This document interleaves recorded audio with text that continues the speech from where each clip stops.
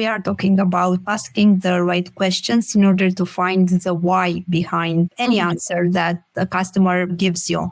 But I find this quite challenging. You can ask questions, but how can you dig deeper? I want to ask you, what are your questions? How do you phrase them? How do you frame them in order to find what's definitely important? Because in some cases, maybe neither does the customer know the right answer.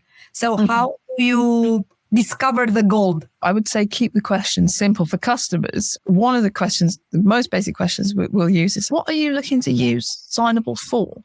And so obviously that will start them off to say, well, we've got, an enrollment form that we use for our students that they need to sign. And if you say, okay, so how are you currently getting that form signed? What problem does this solve for you? And they say, well, we actually have to do it in the office, and then we have to pop it in a filing cabinet, and then we've got to keep it safe. And it's really difficult to then go and locate it.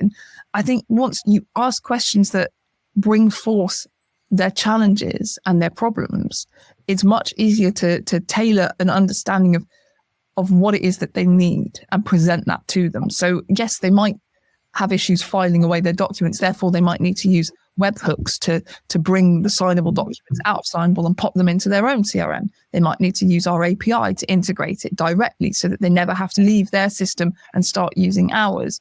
It's about, I guess, digging into challenges. So I guess one of the questions is, what's the hardest thing about your job and what you do? People aren't really necessarily expecting to hear that on a sales call, on an account management call, on an onboarding call, for example.